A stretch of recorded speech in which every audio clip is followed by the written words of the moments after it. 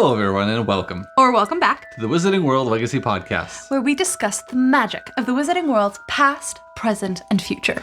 We're your hosts, Eric and Jasmine. And today we're going to be talking about another news update. We have a lot of announcements within the Wizarding World series coming to HBO Max. Absolutely. We do very exciting news. The first of which is that the Weasley family is nearly complete. I'm stoked for it. Casting announcements are amongst the newest news releases, and we're going to start off with some of those. Absolutely. We'll start off with the Weasley family with the twins, Fred and George. He's not Fred, I am. Honestly, woman, you call yourself our mother. Oh, I'm sorry, George. Fred is going to be played by Tristan Harland. And George is going to be played by his actual twin brother. Identical. Wow, we're identical. Gabriel Harland. They're both 16-year-old British males, and they are naturally ginger, unlike the Phelps twins, who had to dye their hair. I didn't know that. Yep. Wow, they pull it off, and they still have red hair now. No, they have like a auburnish, one is like brownish. auburn brownish, and the other one's a little bit darker brown. And they're trying to differentiate themselves. No, it's just naturally their hair tone is slightly different now that they're older. Most identical twins actually don't stay perfectly identical throughout the lifespan. Yep. Tristan and Gabriel Harland. They don't have a ton of experience, but they do have some. Yes, and they're actually most well known for playing Edgar and Nut in the 2020 show The Lost. Is it The Lost or The Last Kingdom? The Last. And they are twin brothers in that as well. And they are also ginger in that. Can you imagine if they were both in that, but they weren't supposed to be identical twins, but they both happened to be identical twins? That'd be weird casting. Well, where you might see them is you might see them as the same character played by two people so they could have more screen time. Because kids have less screen time. We saw this with like Michelle from Full House. Yeah. So Mary-Kate Ashley Olsen. Yeah. So twins will oftentimes be cast in the same exact role so that you can get around some of the screen time limitations. Legal technicalities. Yes. I'm familiar, yes. Yeah. Indubitably. Bring in the twin!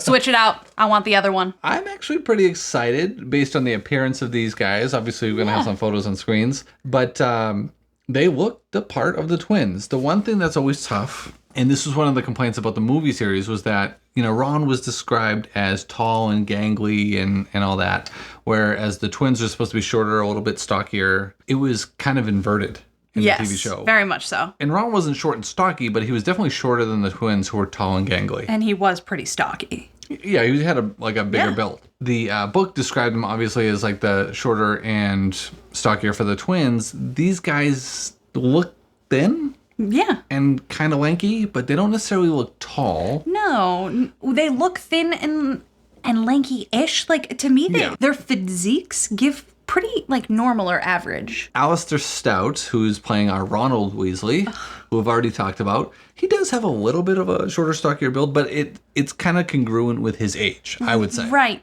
And you can't actually know how he's going to shoot up over the next few years. I mean, grow in height, not shoot up.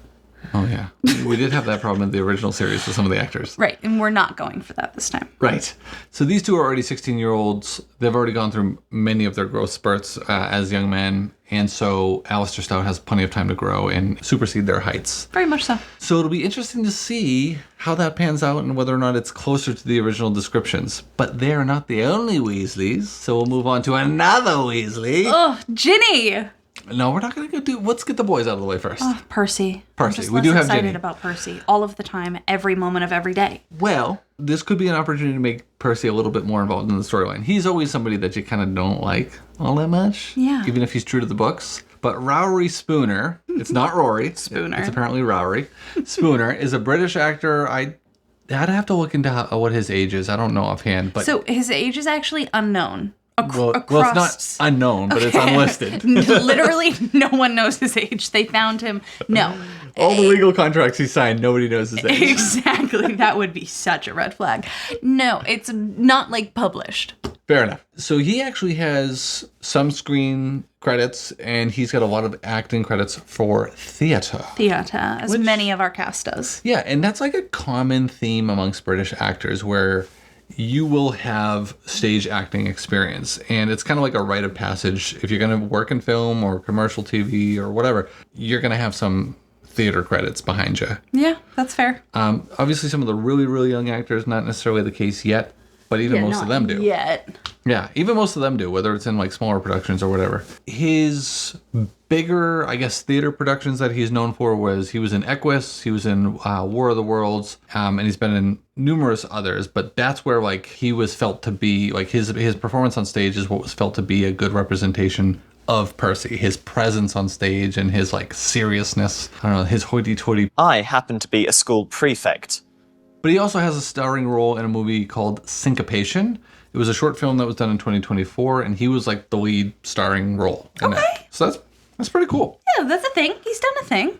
I am hopeful with this casting that we do see Percy's character fleshed out a lot more. He had a much bigger involvement in the book series books, than he did in the film series. And where I think the biggest missed opportunity was, it wasn't necessarily up front when he was like, I'm head boy, and, like pompous little punk in the beginning. That sets the tone for his character. Right. But I think later in the series, when we see his like serious character arc, because you kind of had this like full of himself kid, he's really smart, academically inclined, obviously, and trying to get top marks in school, be a prefect and head boy and all that kind of stuff. And then he goes on to work for the Ministry of Magic. Yeah. Under Cornelius Fudge. Barty Crouch, right? Oh yeah, Barty Crouch, thank you. And then he's just like so self-important, and then everything that the Ministry says is like gospel to him, to the detriment of his relationship with his family. And that's like a really big part of his character that we miss out almost completely. In the movies, it almost feels like he's not a part of the Weasley family. Well, but not in the same way. Like in the it just feels like honestly in the character. movies it kind of feels like he's genuinely just a separate character. Yep. Whereas like in the books, Percy like disowns his family basically. And it crushes the Weasleys. Like especially Molly and Arthur. Like I think that's why I hate him so much is because of what he has done to Mrs. Weasley. And there's that whole scene where she sees the boggart, and the boggart God. is her dead children, and one of them is Percy, and she's like sobbing over him, despite the fact that at this point he's already pretty much betrayed their family, like disowned them. And right. So I'd love to see a nice character arc for him, and I think being a TV series with more time, we'll have time to flesh that out, and that would be great. And it sounds like his stage acting is what makes him think that he's a good fit for that. Yeah, I will say, I have strong feelings against Percy. I do not have strong feelings against Mr. Spooner. But I want to have strong feelings against Mr. Spooner because of his portrayal of Percy. Exactly. Like people did with Joffrey from Game of Thrones. Who apparently is recently coming back into the acting world. But or more like people did with Dolores Umbridge. Yeah. Cumbridge. People see her in real life and go like, you're horrible and I hate you. and she's like, well, I guess I did a good job. We do have another Weasley announced. Ginny. Yeah, why don't you take Ginny? I am very excited. I think I have a lot of strong feelings about the Weasley family because I think all of the characters were underdeveloped in the movie series because Ginny is destined to be a badass and she was just, the whole character was thrown away in the movies. Gracie Cochran? Yep, Gracie Cochran is going to be portraying 11-year-old Ginny. And she is best known for her role in Chitty Chitty Bang Bang. She has some screen experience as well. So Chitty Chitty Bang Bang she did as a stage production. Mm-hmm. Again, fitting that theme. But she was also a member of the choir in Beetlejuice. So a pretty small part, but she was in Beetlejuice. So she's used to being on camera at least. I just found myself asking in my head which Beetlejuice. She wasn't alive for the first Beetlejuice, Jasmine. Correct. So good job. Yep, she's 11. I feel like that's important to note for me personally. Which is interesting. We'll get back to why that's interesting. But she was also in a Apple TV Plus original series, Blitz, in an incredibly small role as the small girl in the field. Me too. So again, she's been on screen. Oh, is that one where they're on the train riding by and she's waving? I don't know, the screenshot I saw of her was literally like some sort of like wheelbarrow or something in front of her, and there's a field, and then there's like a kind of a farmhouse or something. Okay. So you actually see the back of her. You don't even see her face. Cute kid. Oh my God, Super cute kid. I don't know. I don't know that she's particularly supposed to start awkward, and Bonnie Wright, she started out a little bit awkward, and I think that's normal for someone that age, but she's an adorable kid, and I think she'll grow up to be a beautiful woman. Absolutely. Which will fit with Ginny's character development because she grows up to be like all the boys love her. Yeah, she's stunning, but she's not just beautiful. She's got nice skin. Hermione's got nice skin. I've never really thought about it. There's the actual character, to your point. Yes. And she's like, she's famous for the Bat Bogey hex that she does on one of her brothers. Just like doesn't take anybody's crap. And so people know, like, you don't mess with Ginny Weasley. People are scared of her. Right, exactly. Like, they're scared of her. Like, I feel like they hinted at it in the movies where Harry's trying to get everyone's attention during Quidditch tryouts and she screams and everyone shuts up. Shut it! Everyone's silent. Or when she casts Reducto in the Hall of Prophecies. Yeah. There are like 2 moments. Like these subtle flashes of who Ginny was supposed to be. Exactly. In my opinion, they betrayed Bonnie White by making her such an underdeveloped version of Ginny. And Underdeveloped and meek. yeah, and Bonnie Wright could have pulled off a great, fully fleshed out Ginny. Yes. They just didn't write that for her. Right. So we have another opportunity to do this right with Gracie. Mm-hmm. I think she will. And again, I think when she grows up to be the, closer to adult Ginny, right. She'll be that beautiful, sought after, almost high school age girl that all the boys like Dean Thomas and, she dates like 5 other people in the books. And this develops the whole jealousy between Harry, which is never fleshed out in the movies either. at all. Suddenly they're kissing in the kitchen. Awkwardly, Okay. which doesn't happen. The cookie thing, that's so weird. Ew. Oh, Yeah. gives me the ick. No. Such a bad that scene. will not happen again. This is another place where like character development I'm so excited for. Yeah. In a totally opposite way than Percy. Oh my gosh. I feel like we're both super excited for the incredible character development that we are hoping to get in the series. And the Weasley family is like a big opportunity for Yes, that. just like- here's a big way to make up for what you did wrong in the movie adaptation. Exactly. They were great movies. Still are great movies. But I just want more. So in terms of Weasleys, we're only missing Bill, Charlie, and Arthur Weasley. Yes. And currently the rumor is that Charlie is cast already. They haven't announced who it is. And it doesn't really matter if they do yet because we don't see him until the Goblet of Fire. I was going to say, they're definitely not in the first, and I don't think they're... No, so we don't see Charlie at all until the Goblet of Fire. He's in the storyline, and I still hope they integrate him in the storyline within the first book. He's apparently already cast, so that means we got 2 people left to cast, and that's Bill and Arthur. And I'm stoked to see the whole Weasley family finished. I definitely want the whole Weasley family. I'm particularly curious about Arthur because I want to see who is going to be playing opposite Catherine Parkinson. Yeah, and I want him to be like that goofy, lovable, wholesome, Weasley dad. It's so the Weasleys in particular, I feel, are hard to recast. I think they've done a great job so far. The Phelps twins did a great job with the Fred and Phelps George. twins, the original Molly and Arthur, And I think Rupert did a great job with Ron. yeah, honestly. I think they did him dirty too. Oh my God, yeah, because he was just the idiot and offered honestly nothing. Yeah, whereas in the book, he was very strategic and he was actually way more intelligent than the movies made him seem. He continually beat Hermione in wizard's chess. Yeah. Somehow that's just left He's out. like a master strategist. Right, but okay. And he plays such a bigger role in helping Harry develop as a, young man. Right. They kind of go through all that together and you see way more of that and way less of Hermione, but because Alfonso Cuarón, the director, was obsessed with Hermione in a creepy way, he made her kind of the leading lady of the series. Of the 3. We have another casting announcement for a smaller role. Terry Boot, who was a DA member.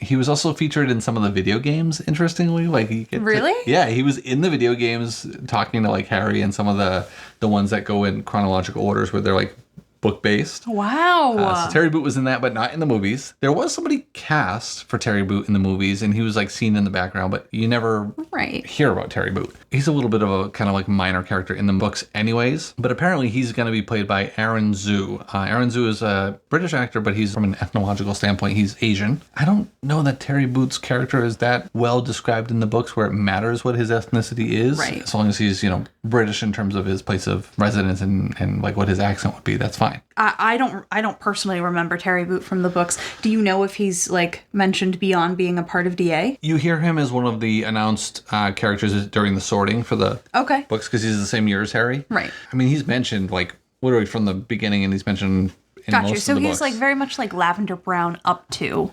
I would say even less so than Lavender Brown because he never ever gets a major role. Okay. So he's rumored to be playing that role. There's also another that is rumored, not 100% confirmed, but it's like 90% certain that this is who's going to be playing Angelina Johnson, which is Asha. I'm going to butcher her name, and I'm sorry. Asha Sotan, I believe is how you pronounce it. She is known for a role in a movie called The Odd Squad. That's fun. So she's got some acting credit. And when I had seen her pictures, she does look like a good representation of Angelina Johnson. So, She's a chaser, Gryffindor team. Yeah. First. And Angelina was played by a black woman or black girl, I guess, for the movie series, and they're sticking with that because she is supposed to be black. Right. I think she's a good representation of Angelina. She does have some acting credits, so that's pretty cool.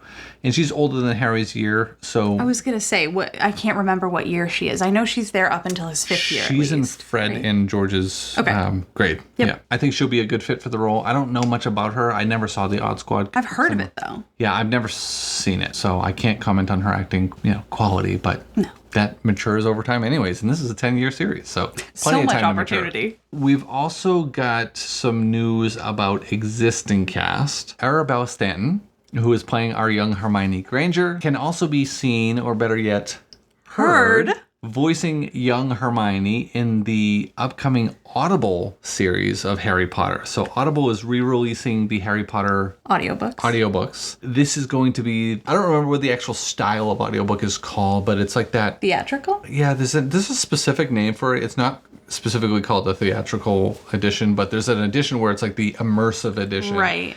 And you'll hear sound effects of like when they're talking about the train, you'll hear the train, you'll hear a little bit of music in the background, you'll hear spell sound effects. It's going to be a much more immersive audiobook experience. Yeah. And Arabella Stanton is playing Hermione.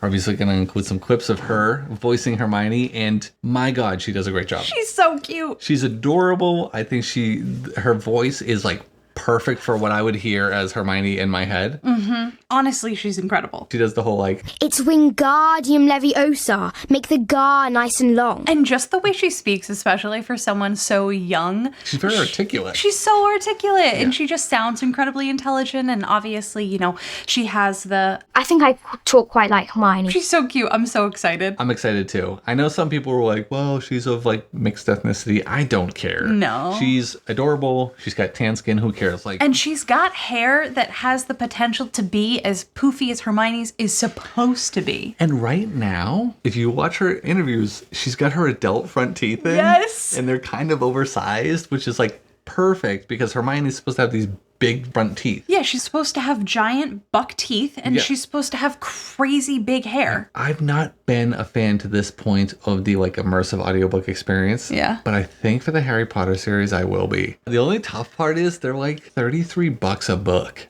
They're not cheap. No, they're $33. The other ones are $25, aren't they? No, you can always find the original narrated Harry Potter books by either Jim Dale or Stephen Fry for way cheaper. You can find them for like... What about on Apple? $10 to $15 at times. Apple almost never has sales, but Audible... I was going to say. Audible, you can get sales on them. You can get like the CD books, and as long as you do not distribute them to anybody else, you could rip them so that you could play them back digitally. So, I mean, you can get them pretty inexpensive comparatively. That's fair. Apple is like $20 to $30 per book. And this is way more like elaborate. In my opinion, it'll be worth the money. But if you're talking about 7 books at $31 to $33 a piece. Talking $210 whole series? It's kind of expensive. It's kind of expensive. It's expensive. But I'm excited to hear that. She will not be voicing Hermione throughout the entire series, of course. She's just doing young Hermione. Right. But I think she'll do a great job. Oh, I'm just excited for her. She is, interestingly, the only cast member, I believe. There might have been one more. I'll have to double check that. But she's the only confirmed TV show cast member that was cast for the book series. And she actually started doing that before she was officially cast as Hermione in the TV series, which is kind of awesome. It's kind of cute. We've got some other news leaks as well. Hagrid's on the streets of London. There are plenty of leaked photos and some leaked video, which we're going to be sharing here, of Hagrid with young Harry Potter. So Dominic is seen in his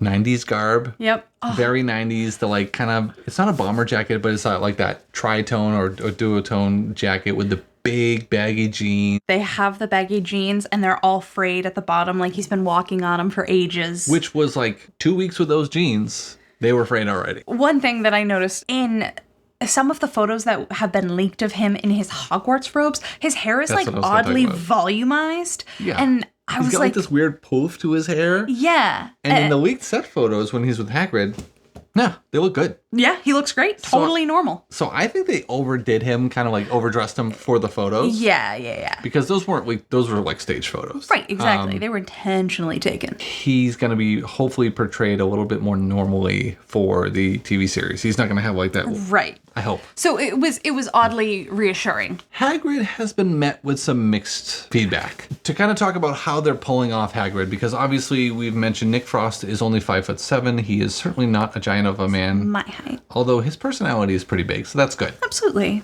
But personality can only take you so far when you need to stand next to other people. Right, when you're supposed to be Twice the size of a normal man. 11 feet tall. Not kid. Yeah, so in the books, he's portrayed as like 11 feet tall. In the movies, he was portrayed as like almost 9 feet tall. Mm-hmm. And in the TV series, what we are being told is that he's going to only be about 7'2" to 7'6" at the most, is what his appearance is going to be. That's not a giant. And it's so much not a giant that they were really able to find a body double that was pretty much that height with no stilts or things like that. And when we say pretty much, we do mean a body double that was 7'2". Yeah, so Anthony Wallen, who is the tallest police officer in Great Britain, is going to be standing in for Hagrid with the assistance of an animatronic head, so that can add to the height. Yep. But not much. So that's where you could get up to like 7'6". And I'm sure he'll do thicker boots and those kind of things, but he's not on stilts. No, not reaching 11 feet by any means of Or even 9. anyone's measurements. And I think the tough part is, right, like if you're going to do some scenes where Nick Frost is going to be on stilts or bigger boots or whatever, and you're trying to use camera tricks and all these other things, you're still limited by proportions. You know, if you have somebody who looks like he's 9 feet tall, but his arms are tiny, Right. it's going to look silly.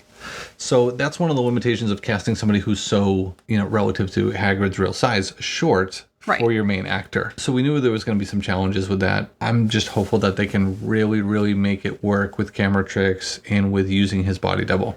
The other interesting thing, which you can see in the pictures that we're sharing here, is that the body double's animatronic head has these 2 black dots on the face. Yep. And some people were like, well, why does he have black dots? Are those so he can see out of there? Or are those breathing, vents or... No, it's literally none of that. Those are CGI markers. And you can tell that those are tracking markers because they're the exact same type of marker that they would use like for Ralph Fiennes when he was Voldemort.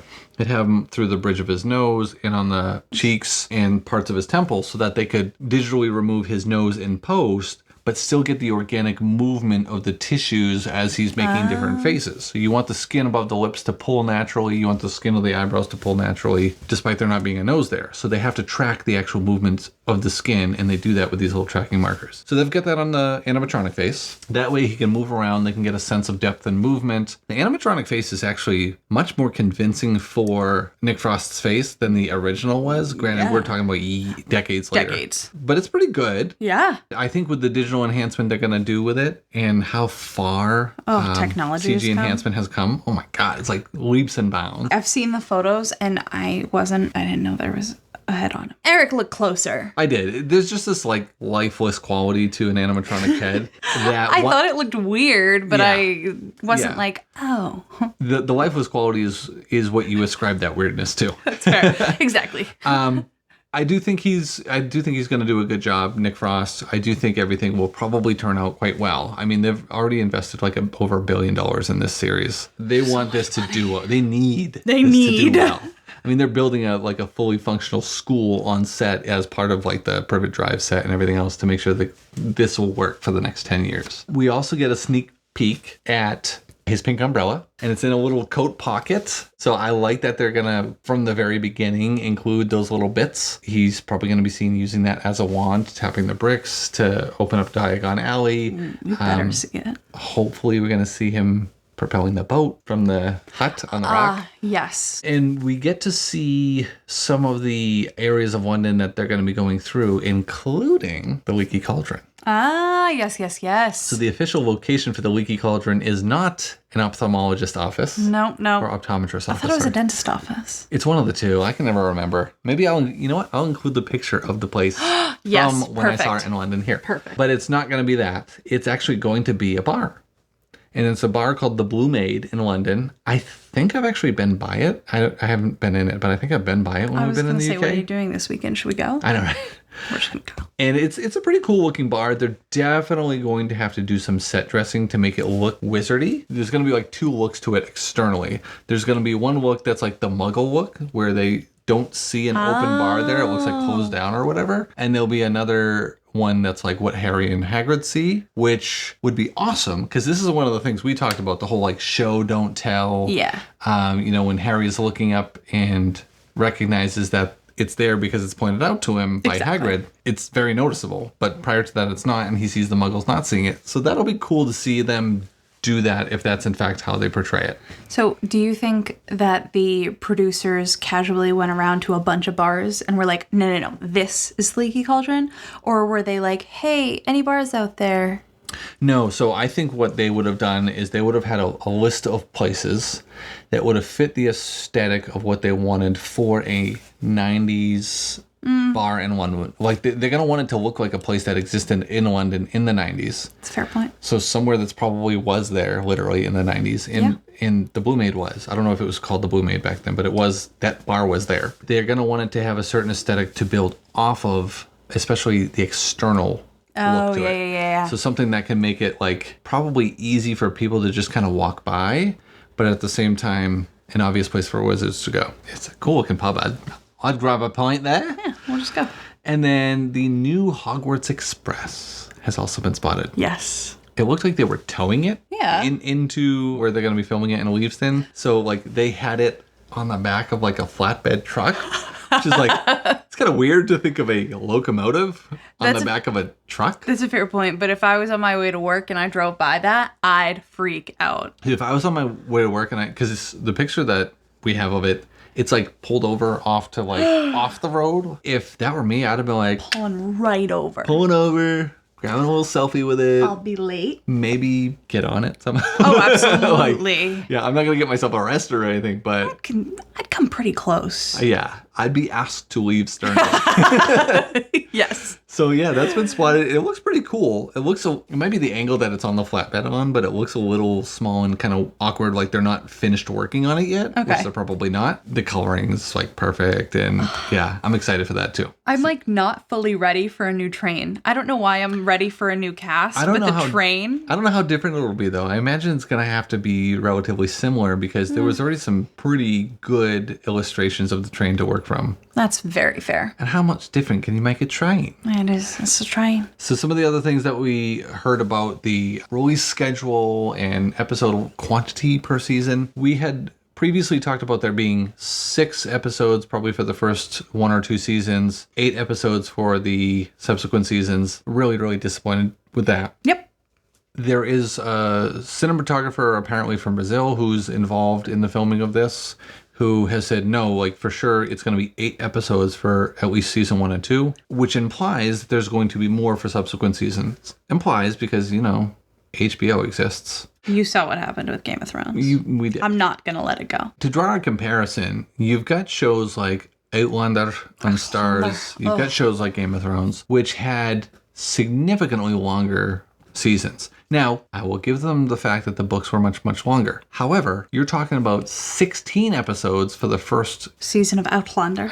And I think it was 13 or 15 for the first Game of Thrones season. And then the second season of Outlander was still like 13, 14. The next one was like 13. So they stayed pretty long. Again, there were more. Longer books, but I still think you could make a rationale for 10 episodes for the first 2 books. Right. Each book for Harry Potter, but I will take 8 over 6. 100%. Yeah, I'll take what I can get. Supposedly confirmed 8 for the first 2 seasons. I'm hopeful that by book 3, book 3 is not drastically longer than book 1 and 2, but it is longer. Yes. And I'm hopeful that one will go up to 10 if they're going to do 8 for the first 2. Goblet of Fire's sheet thick. She thick. That's a thick book. It's Two not Cs. the 2Ks. 2Ks. It's not the biggest book of the bunch, but Goblet of Fire is a big book, and there's a lot of character development in Goblet of Fire. So much. That should be, like, in my opinion, that should be at least 14 episodes. But if you're going to go 8, 10, minimum 12. But I think 14. Once you get to those thicker books, you need like 14 episodes. The Order of the Phoenix, 14 episodes. Bare minimum. Half-Blood Prince, I think 16. Easily. There's so much backstory. You could do 20. Easily.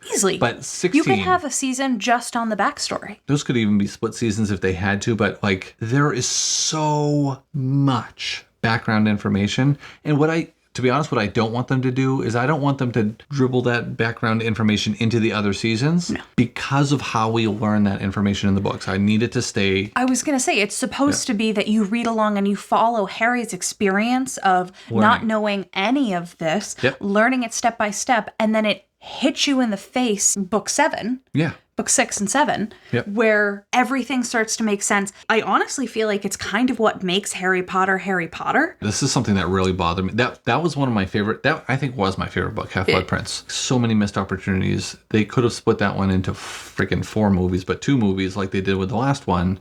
And I think it was more important to split that one than it was the last one, personally. I would have loved an additional movie with Alan Rickman. I think that one should be 16. So if you do 8, 10, 12, or 14 for Order. And then Half-Blood Prince should be like 16. Yeah. And then I think Deathly Hallows should be 16. I think that works. That's how I would decided. do it. Yeah, we've decided. HBO, make it happen. You're welcome. But we know we've got 8 for the first ones. I'll take the couple more episodes per season. The bummer for that is, though, you get 8 weeks of episodes. If it's one a week, then y'all got to wait a year. I'm so sick of the waiting game. So out of 52 weeks, you got to wait 44. And I'm not interested. It's lame, dude. It'd be kind of interesting if they did it the week of September 1st. Every year. Like your first episode was then.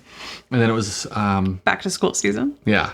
And what would be super cool is if like they did one a week. And then the only weeks that you didn't get one was the weeks they were on holiday. Ooh. That would be perfect. Yeah. That'll never happen, but that would be awesome. I don't know. Awesome. I do think that, first of all, we're geniuses. Yeah. And second of all... You could do that for the last books because if you think of a typical like college semester broken up to 16 weeks. Right, 16-week semesters. But if you were to do this you do it on September 1st, it would be back to school season. So you'd spend back to school season marketing and all of the back to school stuff. Like so much crap can be marketed. Oh my God. You're talking about, like billions of backpacks dollars and shirts. Backpacks, and like, pencils, folders, binders, like erasers. Calendars, planners. Oh, everything could be. Cases for your iPad or your laptop. Oh my God. And then you just have all the kids get to go shopping for back to school. They have all of their Harry Potter stuff. They all go in with their houses. And then then they get to go home and watch Harry Potter with their family. School lets out. That weekend, that Friday evening, they come home and they all watch Harry Potter together. That would be so cute. It'd be sick. I can't even imagine if like Harry Potter was that big when we were kids. And so then you got to go Harry Potter back to school shopping. And it's like all the kids talk about what's currently on. Like, what are you looking forward to in this week's episode? Right? Right. Especially for the kids who haven't read it yet. That would be sick. And like my kids, they get, done with school for the week. They come home. It's Friday. Let's watch Harry Potter together. I would love that. I feel as though I would actually be super excited for back to school season. Like summer's ending, bummer. But Harry Potter. And we live in New England where fall is literally the best. Like nobody, I don't care where you live, nobody does fall like New England does fall, especially New Hampshire, which is where we're from. Right. You can't. The best foliage, the best everything. Yes. Yeah. And we're like an hour away from Salem. Yeah. Salem with trials. Right. We've done Salem. And Ilvermorny. So. The official release or premiere time frame is 2027. Okay. I think they had said initially they were going to shoot for 2026, maybe into 2027 for the initial release. Season 1 is supposed to premiere in 2027, which I was actually happy with. Yes. Because from the very beginning, I was actually a little upset when they said, we're going to shoot for 2026. 2027 is the 30-year anniversary for the books. I know. So I'm happy with it. I know that means I have to wait longer. I'm just not a patient woman. But while I have to wait longer for it to premiere, I know that they're going to be taking the time that they need to do for post-production. I know that it's going to come out to screen ready, and I know that they're still filming the subsequent seasons. So while it may take a little bit longer for it to start, I'm going to continue to get it year after year after that for 10 years. So for till 2037, I get to keep watching. I know that's crazy. That's a scary thought. Yeah. I'm not a patient woman. Sure. And it doesn't matter how much they get done before 2027. They're still going to make me wait a year between seasons. They are, but they will have 2 filmed. And That makes me madder. no, but they'll have 2 filmed. It exists, but I just can't access it? 2 of them done with post-production and more time to spend on more episodes for the longer seasons. That's a fair point. So I'm okay with waiting an extra full year for the premiere if we actually get the rest of the books fleshed out with more episodes. I'm stoked for that, and I can't believe that the series is already older than you are. Wow. You're not 30 yet. I'm not 30 yet. Will you be 30 in 2027? Maybe. No, you won't. Yeah, I was born in 1997. Oh, born when the book's released. Honestly, kind of a flex for me. Yeah, maybe. You weren't old enough to read it yet. No, that's fair.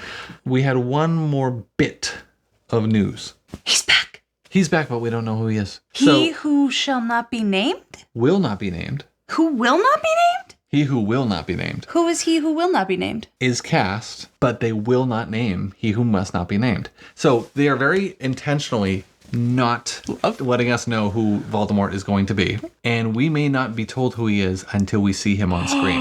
And I'm a little annoyed because I'm like, dude, I want to know if it's Cillian Murphy because that's who I want. I don't think it will be, but sure. I think it should be. But yes. I'm okay with not knowing because the suspense could be awesome.